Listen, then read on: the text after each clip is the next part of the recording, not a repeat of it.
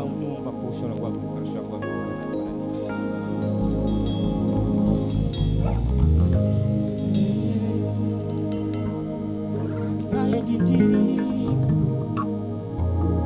numva mu mutima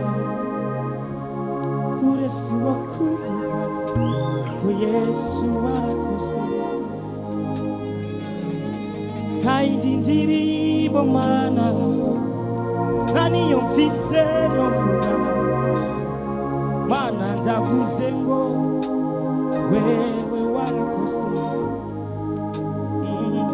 haraho wakwiye kucavu mana barenga bicaye hari n'abandi wariye amadeni n'amashure barenga muri iki kibanza turavuze ngo mana warakoze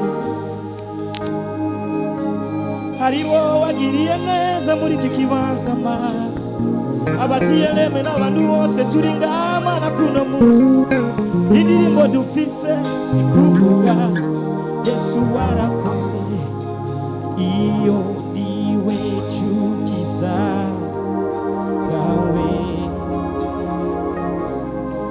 atangazwa n'icubahiro cawe atangarira ukwera kwawe karekegwa n'ivyiza kora iyo niwe chukiza aja kumfasha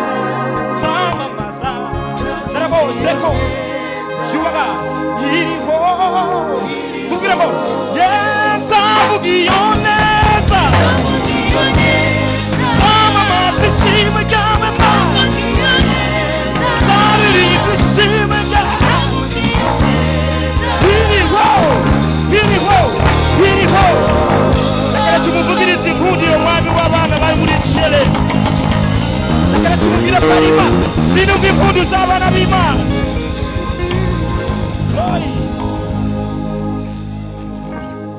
uramuzi wo Yesu we yanesheje shetani Golgotha. Nibanga bemera ko yanesheje satani Golgotha ku musaraba. Uramuzi wo Yesu we uwo Yesu ni mshindi, ameshinda shetani Golgotha, ndiye Bwana wa mabwana. Sinuve impundu z'abana b'Imana muri iki kibanza. Uwo Yesu ni mshindi, ameshinda shetani Golgotha, ndiye Bwana wa mabwana. Bwana wa mabwana. Bwana wa mabwana. Bwana wa mabwana.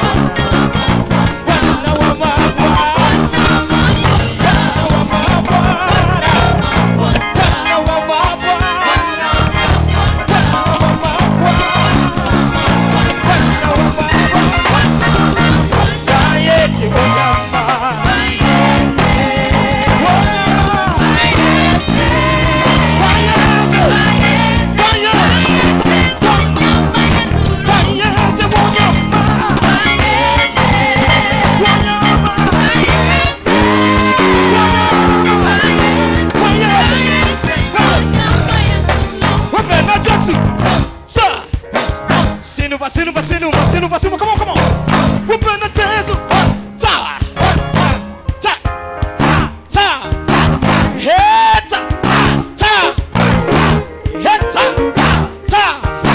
Jehovah. Jehovah Nisi.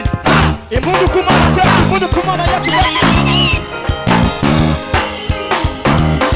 I am that I am.